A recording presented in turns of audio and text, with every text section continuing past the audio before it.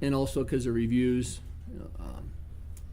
throughout the division's year, we have taken some ideas and we're going to request some rule changes. So with that, we'll start with introductions. Of course, my name is Patrick Maroney, the Director of Liquor Enforcement, and we'll go to my right. Linda Atkins, the Attorney General's Office. Tanya Amick, Liquor Enforcement Division. Jenny Wood, OBH. Steve Finley, Colorado Beer Distributors Association. Kyle Schlachter with Colorado Wine Industry Development Board in place of Bill Chesky. Laura Long, Craft Beer, Colorado. Jim Schwab, Jack Wine and Spirits.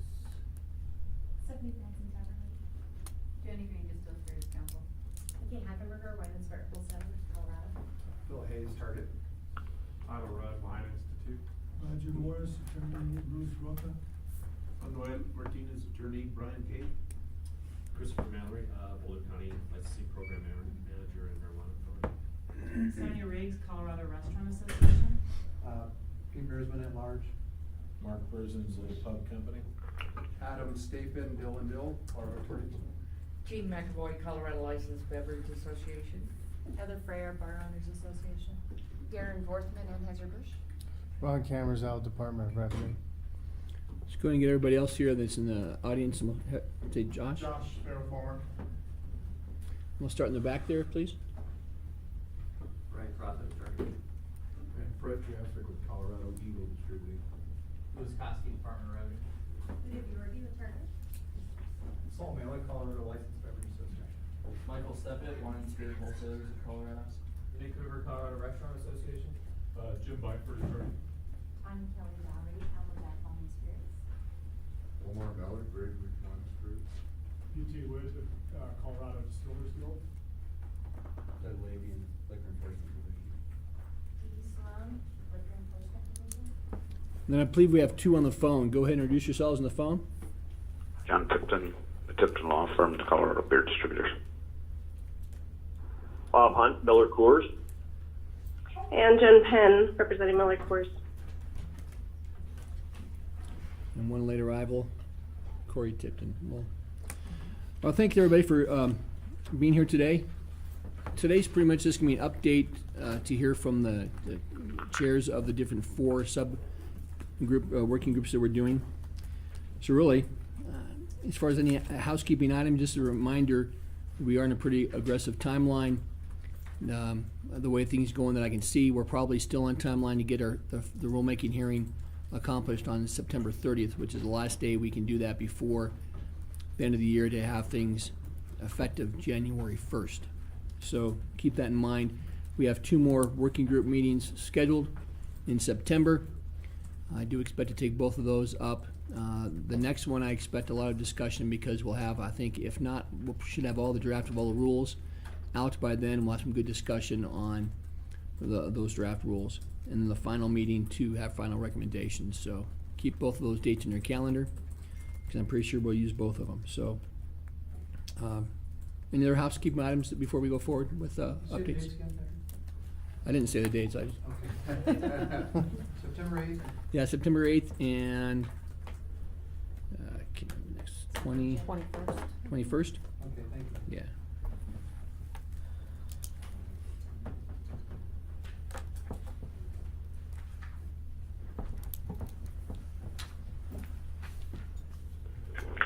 That's great. Just as a side note, yesterday we had our first training of the Senate Bill 197 training sessions that we're putting on up in Fort Collins. It went very well. I'm glad it was a pretty good turnout. I just want to give this as a plug for that training. I really am expecting a lot of people to attend this training. And the reason is because there's so many questions that people have about this bill that's best done with large forums and training. We had about 20 show up yesterday, which is a good turnout, but we're having another 14 or so across the state. Please go on our website. There is a listing where you can sign up and register. It's no cost. And we're going to Durango, Steamboat, I think Fort Morgan, Rush area, Vail, Grand Junction, Pueblo. We're all over the place. So please email all of your groups. Let them know this is out there, because we're constantly getting phone calls from the industry about changes that 197 brings. We do not have the bandwidth to talk to everybody who calls and tell them the changes. So my instruction to my staff has been, if they have a question they specifically want answered, go to the website where we have a link for asking questions on 197, and we'll get answers to you, and we'll incorporate that into the training. So I can't emphasize that enough. Please send that information out to all of your trade groups and let them know that this training is available, and encourage them to sign up on our website to get information on our new subscription links. So we have several groups that you can subscribe to get information about those, and I encourage you for everybody to do that. Right now we're trying to grow our email distribution list, and it's still not where I like to see it, so, because we really want to get the information out to the industry. But we have our second training of 187 is actually in this room at 1 o'clock.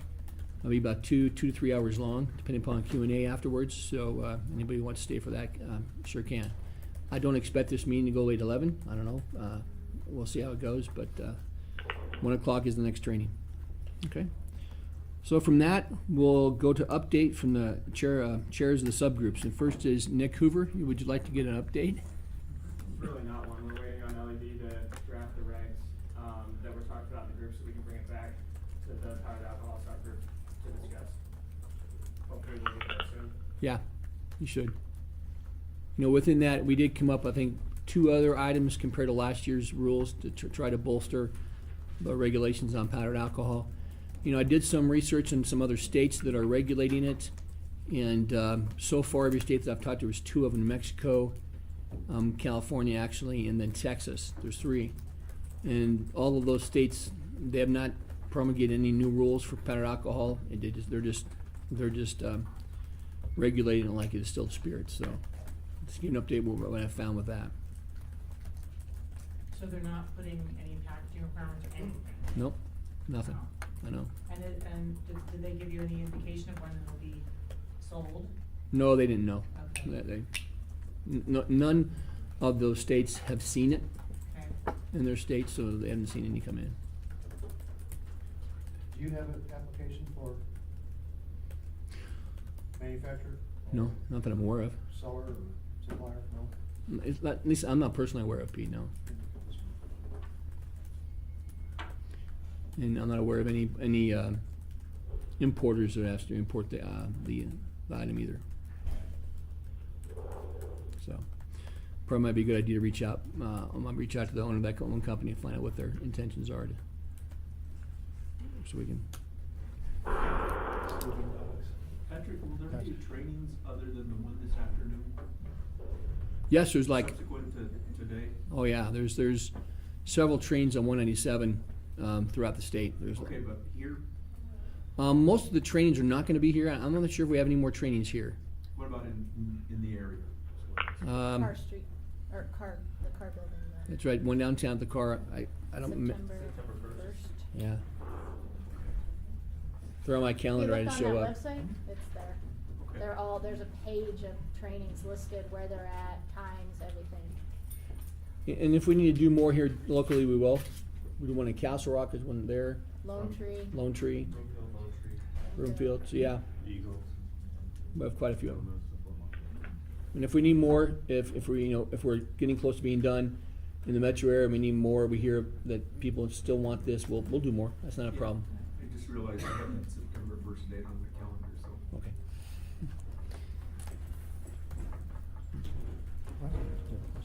No.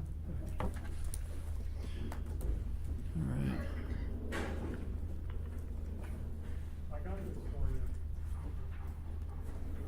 Okay. Next subgroup is the trade practices. Ron, could you give us an update? Sure, happy to. So the trade practices subgroup has had 3 meetings. We have a 4th meeting scheduled for August 31st at 1:30. It's going to be here in this room. We've obviously, as you can imagine, had a lot of spirited debate and discussion about a number of issues, but there's 5 or 6 issues that we've really tried to focus on, and it's my belief that we'll have some recommendations to take to this group probably at the first meeting in September. But one of the topics that we've discussed and we're working on a rule draft on is display items and specifically related to giveaways. Hand sales, we're doing some tweaking to the regulations on hand sales as well. Sampling, we're trying to address some issues with sampling in the regulation. We're still having an open discussion about some of the control-related issues, such as leasing equipment from wholesalers and whether or not that should be allowed. We're also working on a clarification of laid-in costs for wholesalers, and we're also looking at some language, regulation language for promotional logo items. So those are kind of the areas that we're really focused on, and I think it's important for us to kind of draw our focus into those things, because if we don't, we're not gonna get anything done. And I'm committed to us getting some positive changes and recommendations to this committee for your consideration. And so I think we're making good progress, and we've got a lot of good language out there. We just need to come to some kind of consensus on it, and we'll be making those recommendations to this committee in early September. Ron, when is the next meeting? The next meeting is August 31st, and it's at 1:30 here in this meeting room. And we hope to have out some of the draft rules by the end of this week, beginning of next week. Yeah, So you have time to review them. at the latest next Monday.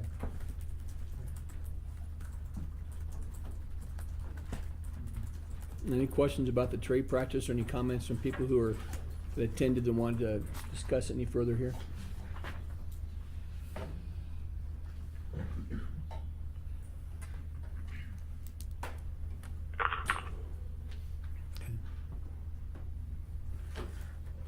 Okay, Senate Bill 16-187 Rules Subgroup. I'm the chair, so I'll give you an update. We've had 3 meetings.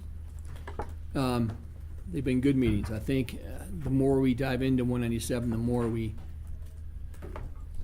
see how complicated it is and how it creates issues. And I know, and I really appreciate everybody's I think desires to get through this and have some good rules. I know we have some different views on some of the items, and I want to talk about a few of those today to let you know where we are. And we're getting close to getting the draft of those done so we can review them for the next meeting. But there's 3 main areas, I think, that are still up in the air that we're trying to resolve. And the first one's the most obvious one, is the one where the clause that says that any liquor licensed drugstore has to be open to the public. And I just want to make sure that I give everybody ample opportunity to provide me input before we draft a rule of what we want that to say. I understand both sides of the argument, and I've heard from several of you. If some of you have not provided any kind of written comment, I would suggest you do so if you want me to consider your side or your view of what open to the public is. And, it's not going to be an easy decision on how to go on this. So it's not simple. Just 3 words or 4 words. Any comments about that? I don't want to hash it out here, but it's going to be interesting.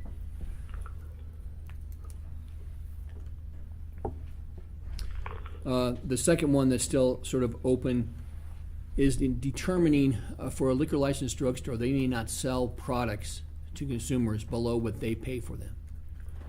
And that's not simple to define. You think the concept's easy, but when you get into nuts and bolts of trying to understand of how you make that by rule, what that looks like, with the different kind of invoices that can be that can come from wholesalers, it's not simple to define what the price that you paid for it, especially when you have free items, promotional items. How do you calculate what the cost of that item is? Is it truly free or is it not? So I know that Steve and a bunch of other you guys have gotten together and try to come up with some language. I'm hoping to have something here pretty soon to see where we can go forward. I know we're very close, but that's a difficult one to tackle because it's not simple. Any comments on that?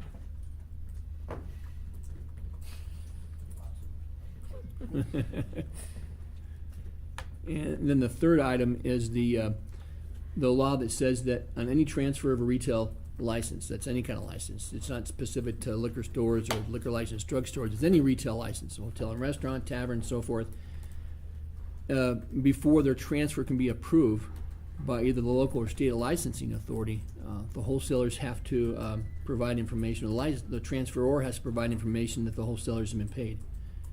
That, again, is just another lot of nuts and bolts involved in that, trying to figure out how to get that accomplished, especially when you have a gap in time of, if they supply information, okay, it's paid this date, but you still have a few more dates, could be a couple months before the license is approved. And there's a lot of nuances to that we're working out. But I'm comfortable come up with something that will actually help guide with what that's going to be like. But those are three issues that we're coming up against that we still haven't, I think, ironed out totally. The other ones, I think, we're pretty well on board. We went through the law, line by line, decided, what would be a good rule on some of the law that needed clarification. And I think that the meetings we've had, we've been able to do a good job on that. And my draft is almost done. I know a lot of this is on me trying to get these drafts done. So the 197 training curriculum's done. Phew, thank goodness. So now I'm paying attention to the rules as well now. So that's where I am. Patrick, you mentioned we got together this morning on a couple of those issues, the transfer and the invoice. When would you like to see language? We threw some ideas around. A few of us can get together and try and get something on paper. And when? As soon as you can. I mean, next week would be great. I want to have the next meeting at least a week before September 8th. Next week it is. Okay.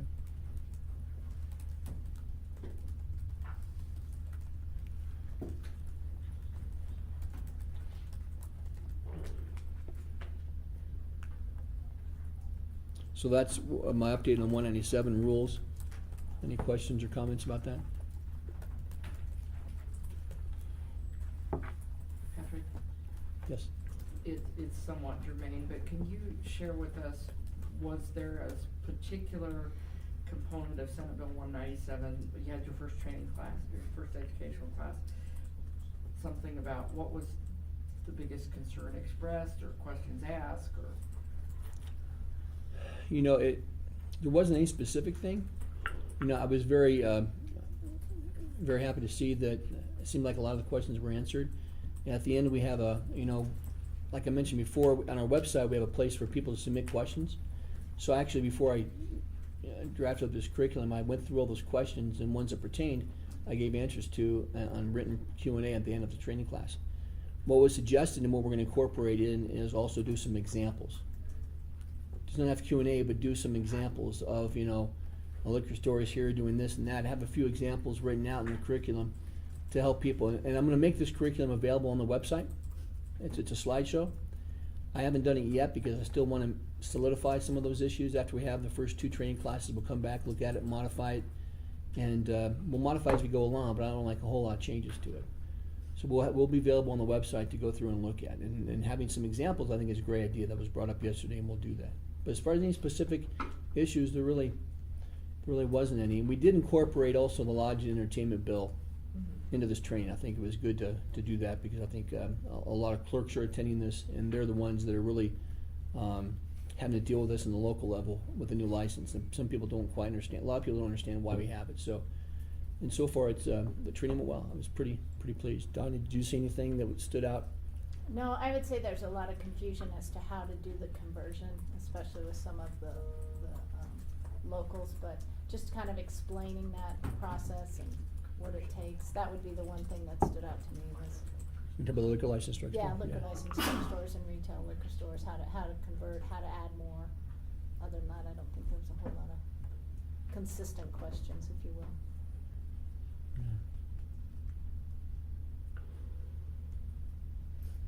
Great. The last subgroup is the other legislation in the review. Donnie and I will both give you an update where we are with that. We've only had one meeting to discuss some of the legislation, and that was what we went through and basically said, here's all the new legislation. Does anyone have any suggestions? There will be some rule changes for some of the legislation that we have. There's some that's pretty basic and won't need a rule change or a rule addition. And then we also went through as mandated. I think we started with 47-600 and ended at 47-904 to go through those rules, make sure that nothing needs to be corrected, amended. There will be a couple of changes in that. And then we also have some suggestions from Liquor Enforcement Division employees as to how to clean up some of the rules.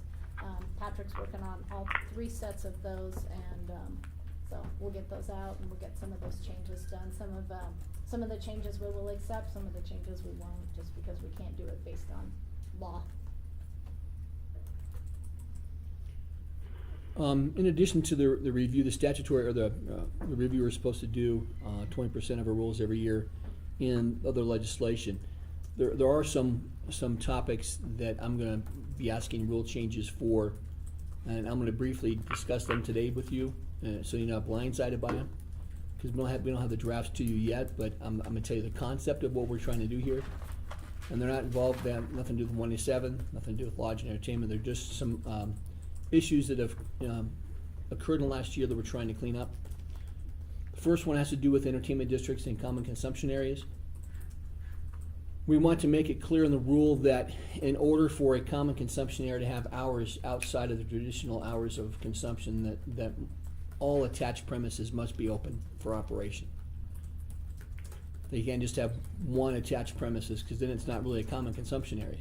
So it's a single licensee. So any attached premises that is to the common consumption area and they're having orders or consumption outside the 2 o'clock to 7, we're gonna do that by rule. So that's number 1. We're going to change some language to help clarify summary suspensions on how those are handled. I think we need to make it clear on the division's policy, as well as the APA and the liquor code on how summary suspensions are handled.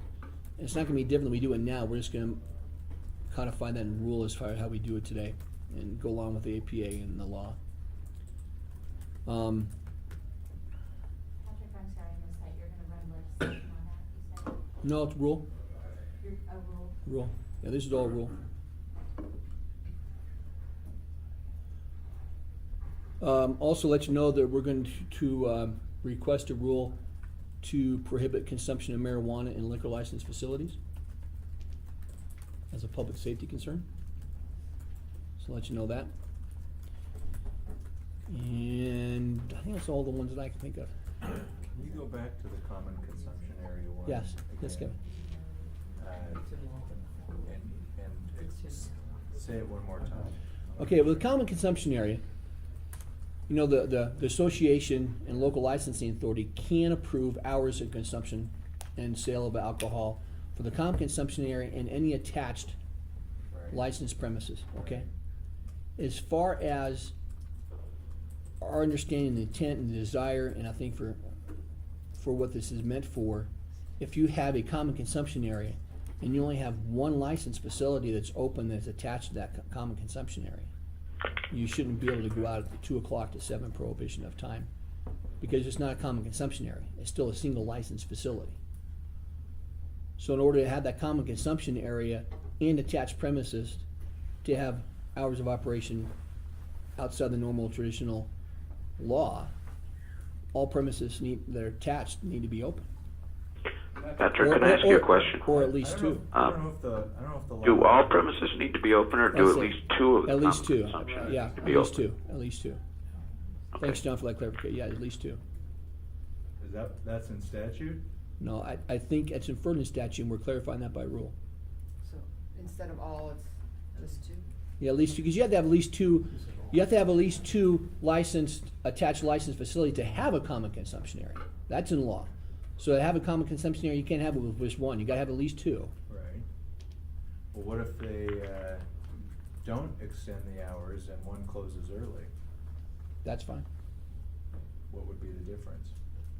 because you're going hours that are not normally held for a single license.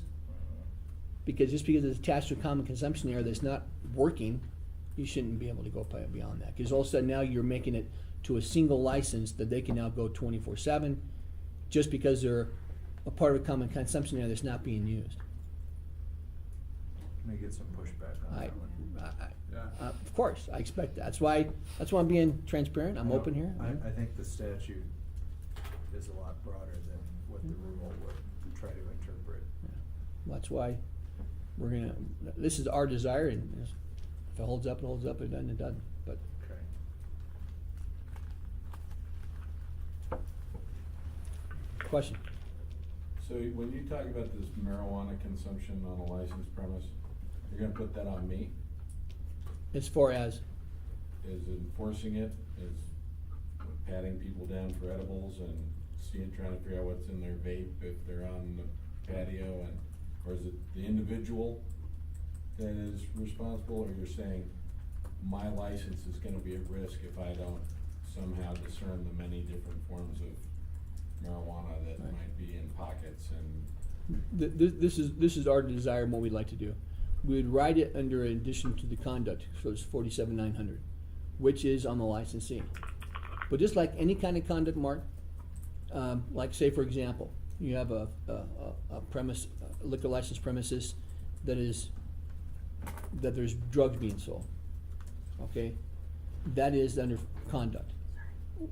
The only time we take action is when the licensee knowingly allows it or is participating in it. It's still a conduct issue, but we don't put it on the licensee that they have to check everybody's pockets, make sure what things they have, and they have drugs, don't have drugs. You know, if there's drug dealing going on, surprise, surprise. Of course, in licensed establishments, we don't take action against a licensee unless they know about it and they're turning their eye and we can prove it, or they're involved. So same kind of thing here. So if you have open consumption of marijuana on a liquor license facility, that's what we're talking about. so there's a reasonable. Absolutely, just like it is today. Yeah, but Patrick, the locals don't look at it that way. The locals look at it as if there's, whether you know it or not, they don't care. If there are arrests, for drug dealing, even if it's undercover, cops, and that gets reported to the licensing authority, the local licensing authority takes action. So maybe you wanna put something in there that talks about knowingly, because, I've seen suspensions happen because of that, and I've seen non-renewals happen because of that in Denver.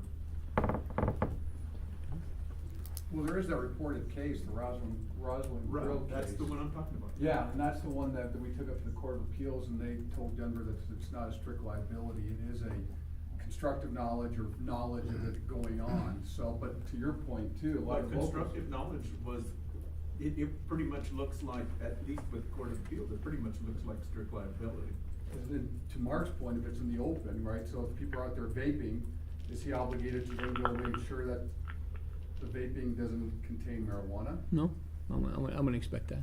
Okay. If they knew it did, that's different, but Can you clarify that? So the locals don't expect it either. Right. What was the name of that case, Adam? Rosalind Grill. It was a non-renewal. And what the Court of Appeals said is constructive knowledge means, you should have known about it. We knew or should have known, Right. meaning that the question is if it's happening in the public, and a reasonable person would say, okay, if there's vape, there may be marijuana, then the obligation could be on the licensee to go and determine if there's marijuana in there or not. I think that's what Mark's concerned. no, I understand. I mean, the edibles are what, the edibles and the vape, people vape all kinds of stuff, and you just, you know, I'll Right. see it happen on a pad, be like, what's that guy vaping out there? And the bartender guy, oh, he says it's green apple, whatever, and you think, Right. you I think, know, at least from the state's point of view, there's a reasonableness factor, but I understand, we're not the only licensing authority out there. it's just, yeah, like in this day, it's, the users, it's everywhere right now. It's a tough deal. Do you know when that when that Rosalind Grill was, when that occurred? Oh, God, that was, 08, 9, something like that, I can't remember, 10? That's about right. Something, but I think it was 08. Morris Schindler versus the city and county of Denver was the actual Okay. licensee. But it involved the Rosalind Grill, which was a bar on Colfax, when Wilda Marquez was the director of Denver. I have it Cool. somewhere. Sure. Cause I recognize the name Morris Schindler. Oh, there's more, I didn't, yeah, I forgot who the actual client was. I understand your concerns, and we'll see what we can do. Yeah, the desire not to do that. The desire is to, for public safety reasons, marijuana and alcohol should not be consumed together in a licensed facility. I would, And- I would love to not have that happen. And right now, the law says you may not, consume in public marijuana. So we want to further define that. We It feel makes it tough for us on the, the visibly intoxicated. Sometimes somebody has a beer and then they go completely wacko and you don't know. You don't know. You think they gobble something, that they smoke something, it's a death. I'd love to figure out a way to do it, but I just don't know how.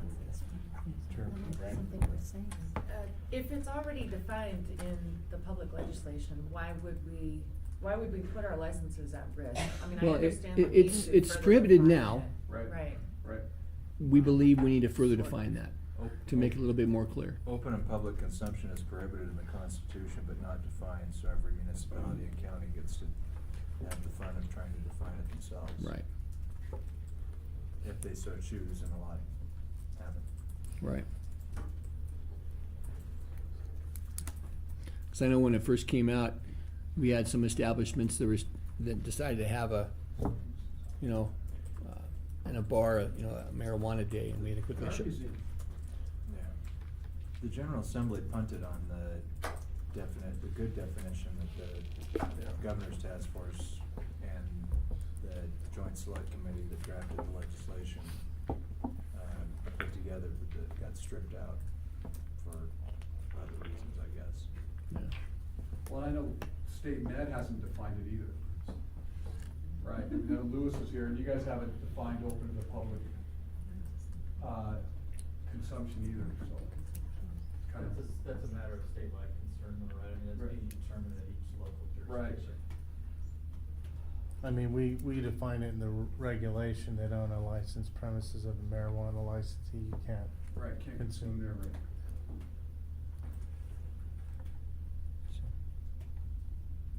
So expect those to come out, I'm hoping by Friday. What effect would that have on the Denver initiatives that were recently turned in for signatures? Would that prohibit consumption? This would prohibit consumption of marijuana on a liquor license premises. Regardless of what Denver does or Regardless. doesn't? Right. Regardless. That's what I wanted to hear. Trying to make sure.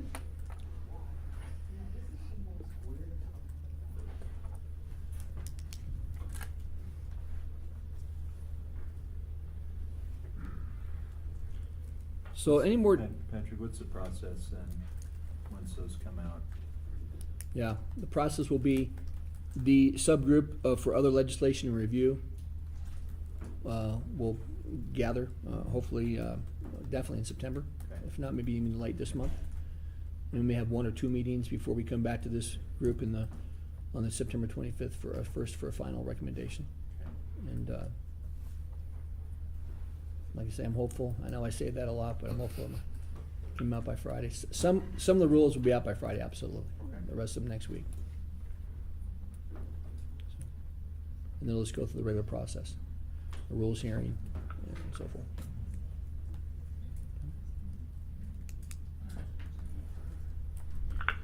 Any other questions? Patrick, what day did you say in September? Well, September 21st is the last meeting date for the Liquor Rules Working Group. Right, that's what I have down. I maybe misunderstood you. I thought you said the 25th. No, 21st, yeah. Okay. Since the 25th is a Sunday, I thought, wow, I'll work on Sunday. Yes, but not here. Yes. Okay, my misunderstanding.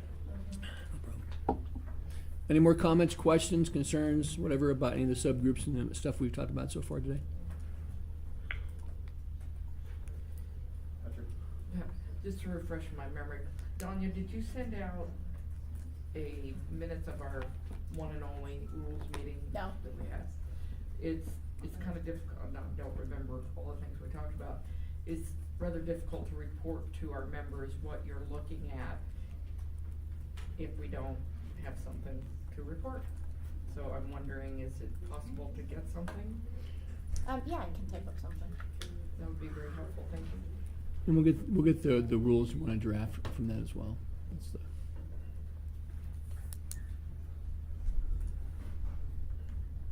Okay.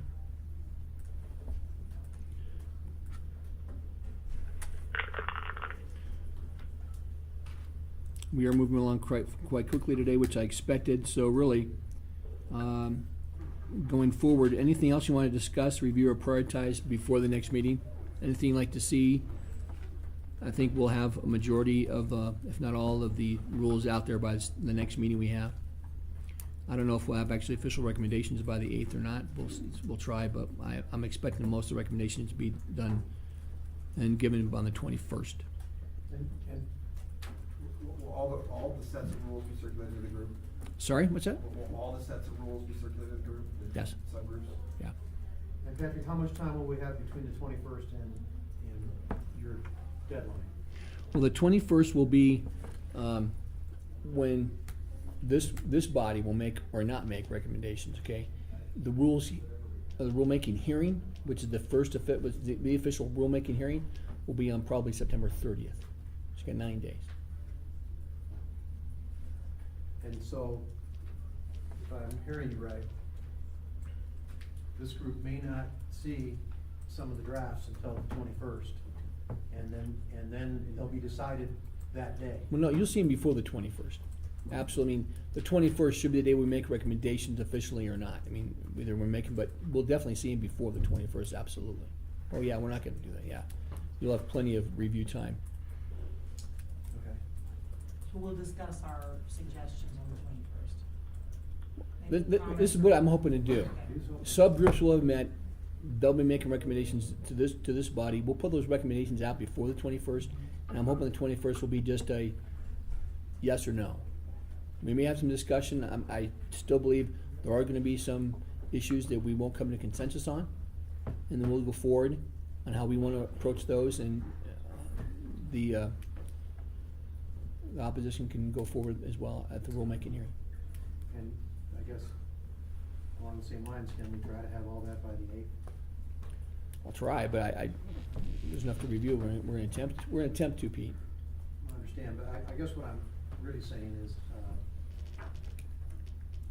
if the 21st is it's gonna go forward or not gonna go forward, it seems like that there should be a discussion amongst the working group prior to the 21st, in a working group meeting.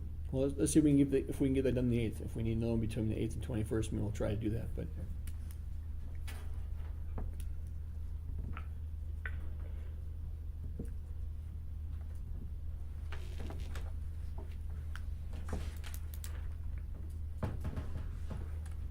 Okay. Anything else for the working group to discuss? If not, I open up to the members of the public in the back. Any comments, questions, concerns from the back there?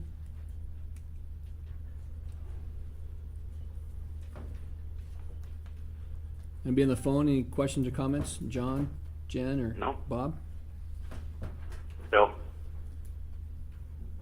Nope, nothing on my end. Right, so this is what I see happening.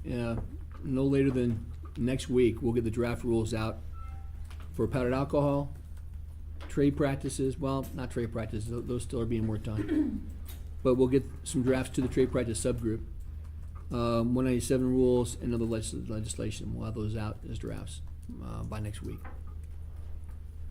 And then we'll go from there. And we'll do our best to get recommendations to this working group by the 8th, so that there can be some discussion. I think we can probably get that done for trade practices, but I don't know about the other working groups, so. But we'll do our best to do that.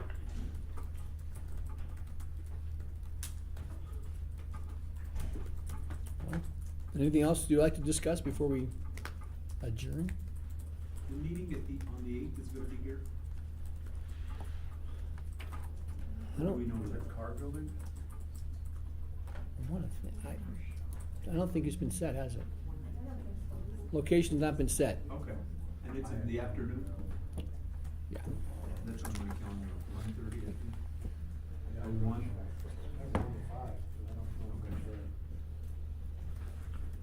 Yep, 1 to 4.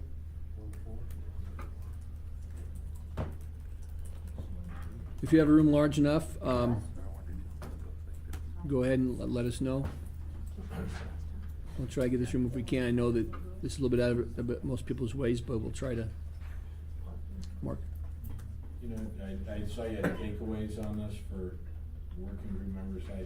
I continue to think that on-premise and off-premise, that maybe we should do what's necessary to separate the rules for those two different retail levels. I just think our trade practice meeting gets bogged down on liquor store display stuff and whatnot that is not nearly as significant as other issues. And so I think on-premise and off-premise are so distinctly different. I think for distributors and wholesalers, I think the challenges are very, very different.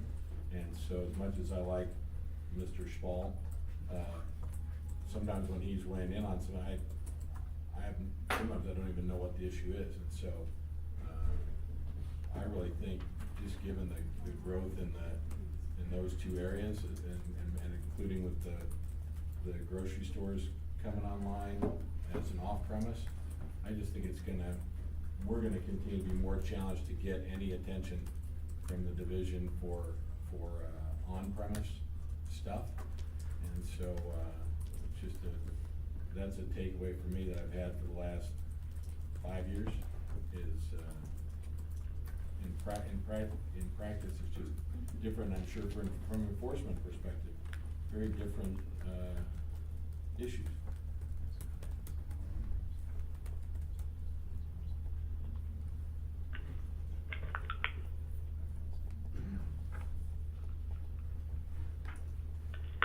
And we can get together June anytime.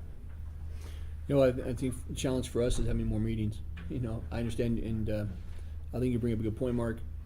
And I think maybe next year's round we'll take a look at that. And when we're talking about subgroups next year, I think this year we're so towards the finish line. I don't know if we have time to separate them right now. But I think your point. And I'm not suggesting we do it now. I just your as a point. takeaway, I'd love to have it on the. Yeah, no, I think you're Really right. good point. It is getting more separate, and like you said, with the grocery stores and stuff, that it might make sense to do that in the future. And I'll be glad to give you my attention, Mark. That's what I'm on.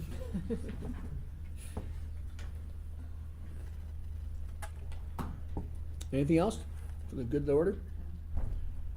Thank you. Thank you, everybody, for coming. You know, short meeting. I think it was a good discussion. We'll get these out there, and I'll be looking forward to hearing from you. Thank you. Thank you, Patrick. Oh, really? Thank you.